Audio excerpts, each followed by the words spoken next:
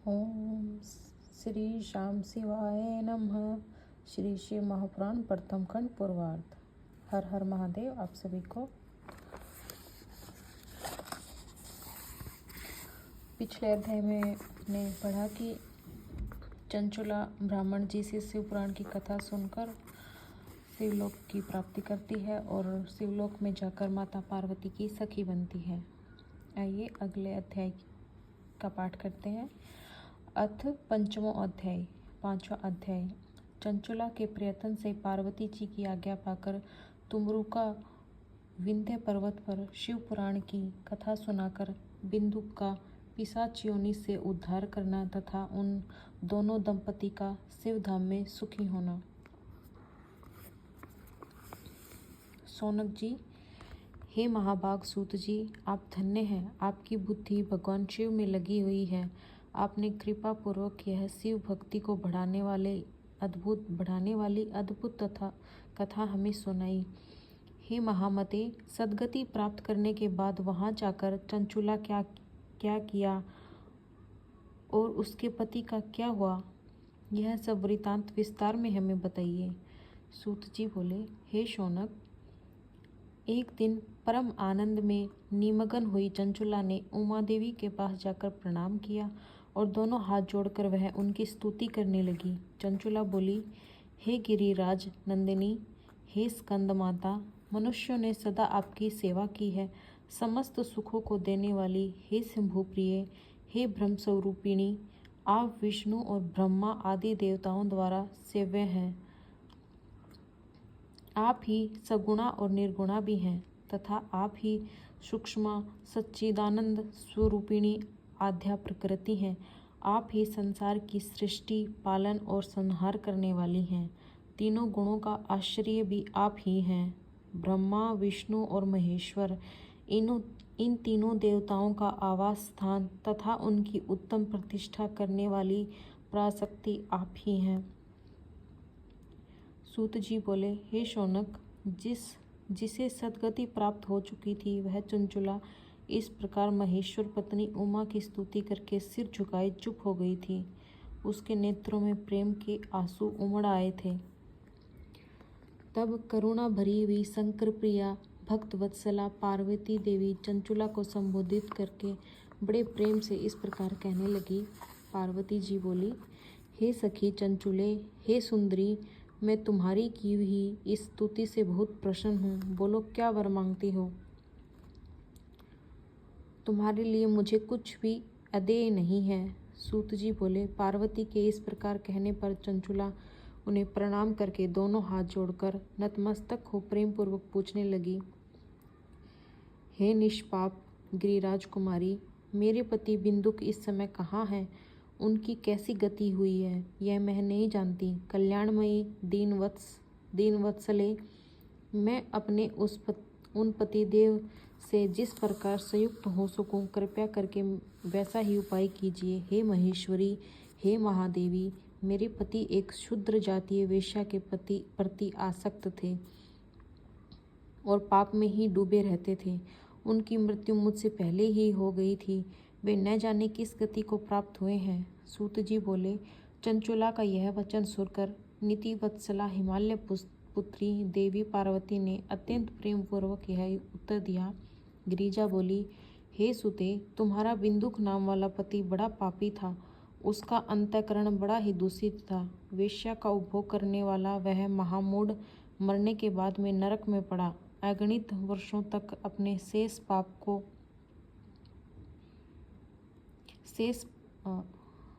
अगणित वर्षों तक नरक में नाना प्रकार के दुख भोग कर वह पापात्मा अपने शेष पापों को भोगने के लिए विंध्य पर्वत पर पिशाच हुआ है।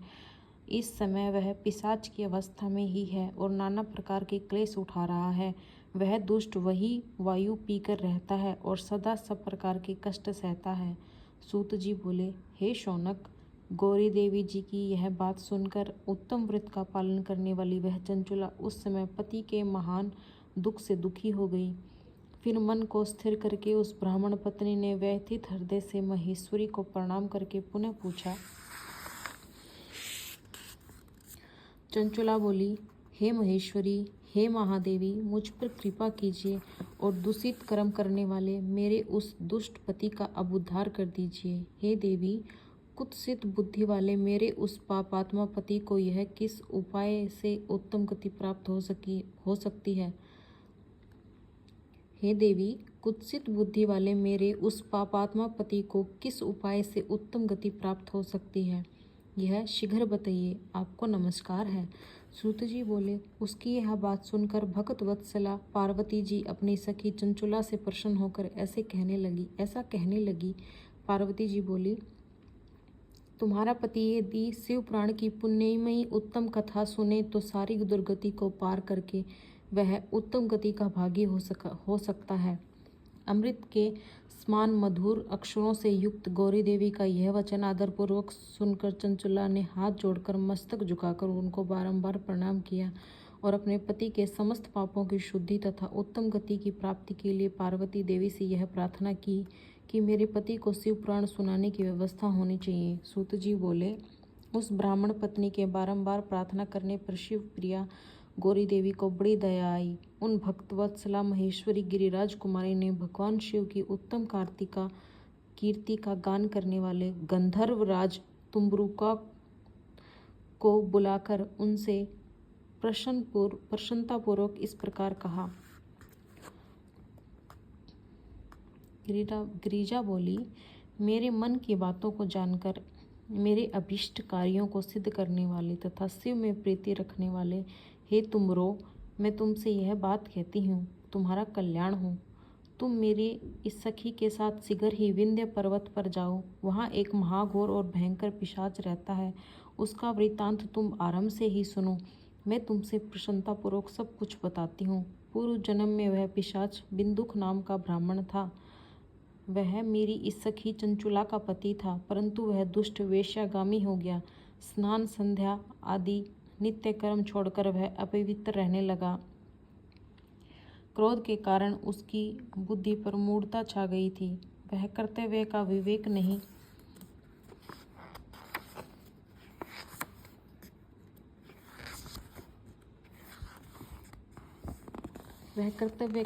नहीं कर पाता था।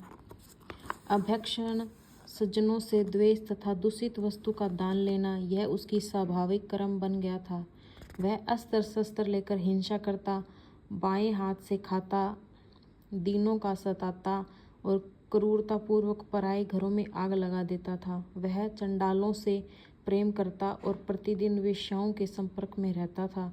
वह बड़ा दुष्ट था। उस पापी ने अपनी पत्नी का परित्याग कर दिया था और वह दुष्टों के संग में निरत रहता था। उसने वेश्या के कुसंग से अपने सारे पुण्य नष्ट कर लिए और धन के लोभ से अपनी पत्नी को निर्भय करके वह भिचारिणी बना डाला। वह मृत्यु पर्यंत दुराचार में ही फंसा रहा। फिर समय आने पर उसकी मृत्यु हो गई। वह पापियों के भोग स्थान घोर यमपुर में गया। वहाँ बहुत से नरकों को भोगकर वह दुष्ट आत्मा इस समय विंध्य पर्वत पर पिशाच बना हुआ है। वहीं पर इस दुष्ट पिशाच अपने पापों का फल भोग रहा है। तुम उसके आगे यत्न पूर्वक शिव पुराण की उस दिव्य कथा का प्रवचन करो जो परम पुण्यमयी तथा समस्त पापों का नाश करने वाली है। उस शिव पुराण की कथा के श्रवण से उसका हृदय शीघ्र ही समस्त पापों से शुद्ध हो जाएगा और वह प्रत्येक योनि का परित्याग कर देगा। दुर्गति से मुक्त होने पर उस बिंदुक नामक पिशाच को मेरी आज्ञा से विमान पर बिठाकर तुम भगवान शिव के समीप ले आओ। सूत जी बोले, हे शौनक, महेश्वरी उमा के इस प्रकार आदेश देने पर गंधर्वराज तुमरु मन ही मन बड़े प्रसन्न हुए और उन्होंने अपने भाग्य की सराहना की। तत्पश्चात उस पिशाच की सती साध्वी पत्नी चंचुला के साथ विमान पर बैठकर नारद के प्रिय मित्र तुमरु वेगपूर्वक विंध्याचल पर्वत पर गए, जहाँ वह पिशाच रहता था। वहाँ उन्होंने उस पिशाच को देखा। उसका शरीर विशाल था और उसकी ठोड़ी बहुत बड़ी थी। वह कभी हंसता, कभी रोता, कभी उछलता था। उसकी आकृति बड़ी विकराल थी। भगवान शिव की उत्तम कीर्ति का गान करने वाले महाबली तुमरु ने उस अत्यंत भयंकर पिशाच को बलपूर्वक पासों द्वारा बांध लिया। तदंतर तुमरू ने शिव पुराण की कथा बांचने का निश्चय किया। महोत्सव युक्त स्थान और मंडप आदि की रचना की। इतने में ही संपूर्ण लोकों में बड़े वेग से यह प्रसार हो गया कि देवी पार्वती की आज्ञा से एक पिशाच का उद्धार करने के उद्देश्य से शिव पुराण की उत्तम कथा सुनाने के लिए तुमरू विंध्य पर्वत पर गए हैं।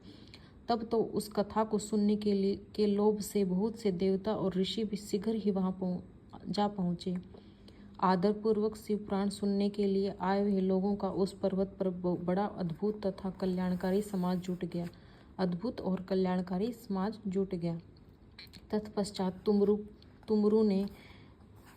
तुमरुका जी ने उस पिशाच को पासों से बांधकर आसन पर बिठाया और हाथ में वीणा लेकर गौरीपति की कथा का गान आरंभ किया। महात्म्य सहित पहली अर्थात प्रथम संहिता से लेकर 7वीं संहिता तक शिव पुराण की कथा का उन्होंने स्पष्ट वर्णन किया। 7 संहिता वाले शिव पुराण का आदरपूर्वक श्रवण करके वे सभी श्रोता पूर्णतः कृतार्थ हो गए। उस परम पुण्यमय शिव पुराण को सुनकर उस पिशाच ने अपने सारे पापों को धोकर उस पैशाचिक शरीर को त्याग दिया। शीघ्र ही उसका स्वरूप दिव्य हो गया। अंग कांति गौरव वर्ण की हो गई। शरीर पर श्वेत वस्त्र तथा सभी प्रकार के पुरुषोचित आभूषण उसके अंगों का उद्भासित करने लगे। वह त्रिनेत्रधारी चंद्रशेखर रूप हो गया। इस प्रकार दिव्य देहधारी होकर श्रीमान बिंदुक अपनी भार्या चंचुला के साथ स्वयं भी पार्वतीपति भगवान शिव के दिव्य चरित्र का गुणगान करने लगा। उसकी स्त्री को इस प्रकार दिव्य रूप से सुशोभित देखकर वह सभी देवता और ऋषि बड़े विस्मित हुए। उनका चित्त परमानंद से परिपूर्ण हो गया। भगवान महेश्वर का वह अद्भुत चरित्र सुनकर वे सभी श्रोता परम कृतार्थ हो प्रेम पूर्वक श्री शिव का यशोगान करते हुए अपने अपने धाम को चले गए। दिव्य रूपधारी श्रीमान बिंदुक भी सुंदर विमान पर अपनी प्रियतमा के पास बैठकर सुखपूर्वक आकाश में स्थित हो परम शोभा पाने लगा। तदंतर महेश्वर के सुंदर एवं मनोहर गुणों का गान करता हुआ वह अपनी प्रियतमा तथा तुमरुका के साथ शीघ्र ही विषय धाम में जा पहुंचा। वहां भगवान महेश्वर तथा पार्वती देवी ने प्रसन्नतापूर्वक बिंदुक का बड़ा सत्कार किया और उसे अपना गण बना लिया। उसकी पत्नी चंचुला पार्वती जी की सखी हो गई। उस घनीभूत ज्योति ही स्वरूप परम आनंदमय सनातन धाम में अविचल निवास पाकर वे दोनों दंपति परम सुखी हो गए। यह उत्तम इतिहास मैंने आपको सुनाया, जो पापों को नाश करने वाला, उमा महेश्वर को आनंद देने वाला, अत्यंत पवित्र तथा उनमें भक्ति बढ़ाने वाला है। जो इसे भक्तिपूर्वक सुनता है अर्थात एकाग्रचित होकर इसका पाठ करता है, वह अनेक सांसारिक सुखों को भोगकर अंत में मुक्ति प्राप्त करता है।